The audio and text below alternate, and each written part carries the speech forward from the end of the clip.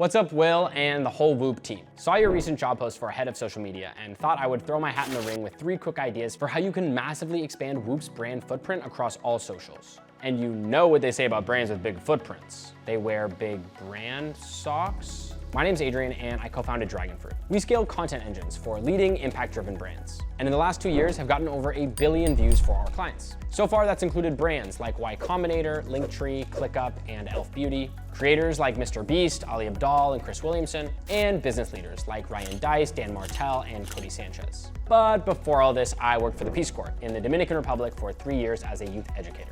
My time teaching in under-resourced communities really helped me understand that anyone's potential is infinite regardless of their circumstances. And oftentimes, in my experience, that started with my students' health. That's why I love your mission to help people unlock performance and reach their highest potential physically, mentally, and emotionally. So, based on the billions of data points we've analyzed across our entire client roster, there are 3 key constraints that I see holding your social growth back. Number 1 is how under-leveraged your podcast is right now. Before spending any time, energy, or money on new content efforts or social media strategies, you should tap into the goldmine that you are already sitting on. And there are 3 small tweaks you could make to the way you're producing the Whoop podcast that could get you hundreds of thousands to millions of new views and followers.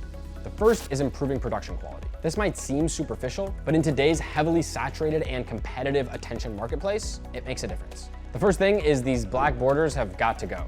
We should really only be using full screen visuals. If you can, it's best to do them all in person in a studio like the one you did with Cristiano Ronaldo, but obviously that's not always possible.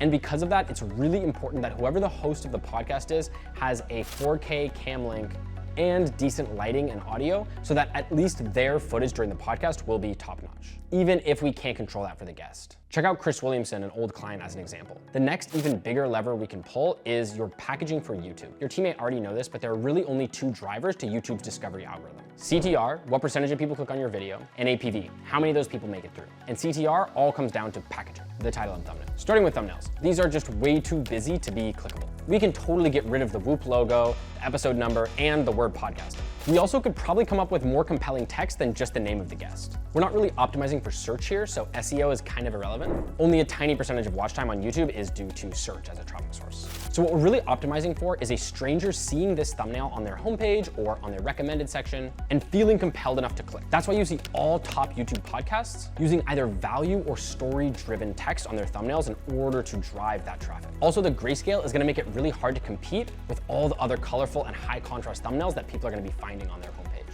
So we should add some color, some contrast, and make the guest's face even bigger. Now we're talking. For example, let's compare your recent video with Bambi to this video from Rich Roll. We immediately can see how any user on the platform may be intrigued to click on this thumbnail based on the value that it's promising to them. The first principle here is to optimize for a broad market as opposed to a niche audience. And one of the ways we do that is to be clear, not clever. It's something I say to our clients all the time. A lot of your titles right now are using sort of catchy, clever phrasing, metaphorical language, alliteration. Social audiences just don't reward that kind of packaging. Most people are using their limited amount of attention to hone in on the most value-driven, compelling, emotionally invoking titles that they can find. Let's take this video with Dermot Whelan. Instead of laugh your stress away, which is clever, we'd probably get more clicks with something clear, the stress expert. This is the secret to making hard work easy.